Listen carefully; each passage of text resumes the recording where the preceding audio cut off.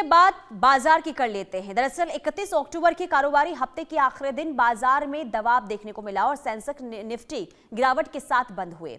Mid cap, small cap और shares में गिरावट देखने को मिली है। इसके अलावा मेटल, फार्मा, आईटी शेयरों में बिकावली रही, जबकि पीएसयू बैंक और डिफेंस शेयरों में खरीदारी रही। सेंसेक्स के 30 में से 25 शेयरों में बिकावली रही, जबकि निफ्टी के 50 में से 41 शेयरों में बिकावली देखने को मिली है। यानी कि देखिए उतार चढ़ाव शेयर बाजार में देखने को मिला है। बीते कई हफ्तों से स्थिति लगातार अलग अलग तरीके से शेयर मार्केट में देखने को मिली। एक रिपोर्ट के जरिए आपको दिखाते हैं कि क्या है इस वक्त शेयर बाजार का हाल। शेयर बाजार ने इस हफ्ते 4 हफ्तों की लगातार तेजी को विराम दे दिया। 31 अक्टूबर के कारोबारी हफ्ते के आखिरी दिन बाजार में दबाव दिखा। सेंसेक्स निफ्टी गिरावट के साथ बंद हुए।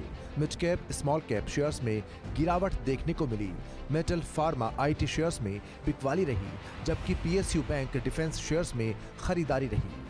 सेंसेक्स के 30 में से 25 शेयर्स में बिकवाली रही, जबकि निफ्टी के 50 में से 41 शेयर्स में बिकवाली देखने को मिली।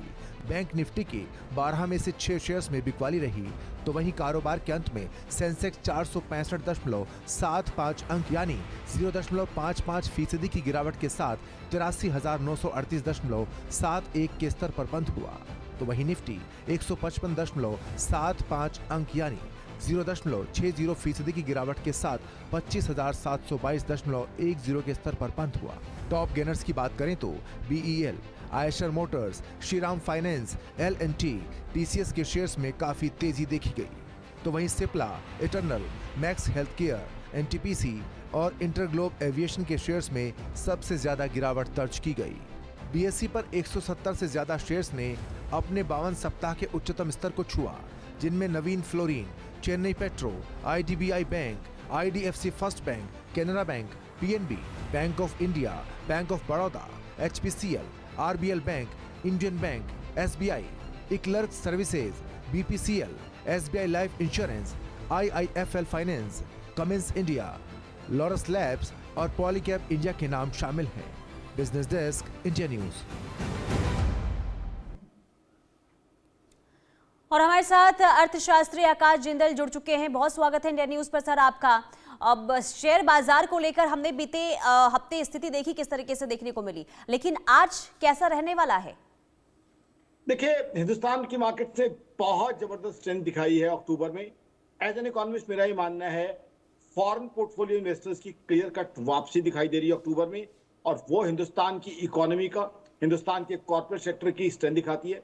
देखिए, मेरी ऑर्गेनाइजेशन आकाशजिंदल.in का मानना है, देखिए यूएस ने हिंदुस्तान के एक्सपोर्ट्स के ऊपर टैरिफ लगाए 50%, लेकिन हिंदुस्तान की तारीफ करूंगा हमारे एक्सपोर्टर्स की, हमने ऑल्टरनेटिव डेस्टिनेशंस खोजे। उस समय ये बात हो रही थी कि एक्सपोर्ट डाइवर्सिफिकेशन करेंगे।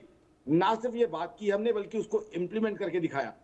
आज मैं गर्व के साथ कह सकता हूं, टेक्सटाइल्स हो, जेम्स हो, ज्वेलरी हो, मैरीन आइटम्स हो, हिंदुस्तान ने यूएई से लेकर कई और डेस्टिनेशन खोजी हैं जिसको हिंदुस्तान मेजरली एक्सपोर्ट कर रहा है, और यूएस के टैरिफ के बावजूद हिंदुस्तान की एक्सपोर्ट बढ़ी है।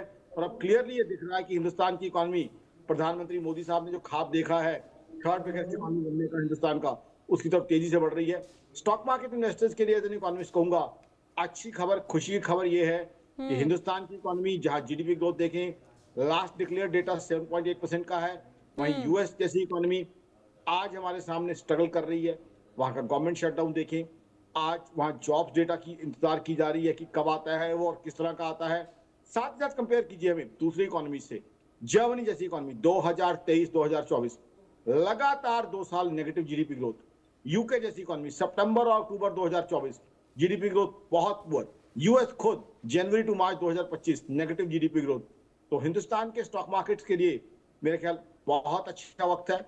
फॉरेन इन्फ्लोज आ रहे हैं, फॉरेन इन्फ्लोज तो तभी आएंगे जब हिंदुस्तान की इकोनॉमी में दमखम दिखेंगे। और सबसे इंपॉर्टेंट चीज जो स्टॉक मार्केट इन्वेस्टर्स को एज एन इकोनॉमिस्ट में कहना चाहूंगा, आप देखिए टैरिफ्स लगे, अगस्त के लास्ट से टैरिफ्स इंप्लीमेंट हुए, उसके बाद अक्टूबर में फॉरेन पोर्टफोलियो इन्वेस्टर्स आ रहे हैं, यानी क्लियरली ग्लोबल सिनेरियो भी हिंदुस्तान की ग्रोथ को सपोर्ट कर रहा है। ग्लोबल सिनेरियो भी देख रहा है कि टैरिफ्स के बावजूद हिंदुस्तान की इकोनॉमी में दमखम है तरक्की करने का, ग्रो करने का। बात ये कही जा रही थी कि ग्लोबल फोरम में मैं जाता हूं कि आकाश जिंदल जी हो क्या रहा है, सिर्फ ग्लोबल डिमांड हिंदुस्तान की स्ट्रेंथ है जी नहीं, मात्र ग्लोबल डिमांड नहीं, एक्सपोर्ट्स के अंदर भी हमने डाइवर्सिफिकेशन, कंट्री डाइवर्सिफिकेशन करके दुनिया के सामने प्रैक्टिकली एग्जिबिट किया है। अब होगा क्या, आने वाले समय में यूएस इंडिया ट्रेड डील होनी इनएविटेबल है, तो उसका फायदा होगा हिंदुस्तान को। ठीक है, चलिए सर, बहुत शुक्रिया आपका तमाम जानकारी देने के लिए। कुल मिलाकर देखिए, एक्सपर्ट्स ये मानते हैं कि आने वाले दिनों में जो है स्थिति शेयर मार्केट को लेकर काफी अच्छी देखने को मिलने वाली, यानी कि अच्छे संकेत मिल रहे हैं। बहरहाल यहाँ रुकते हैं एक छोटे से ब्रेक के लिए। ब्रेक के बाद भी लगातार खबरों का सिलसिला इंडिया न्यूज पर जारी है।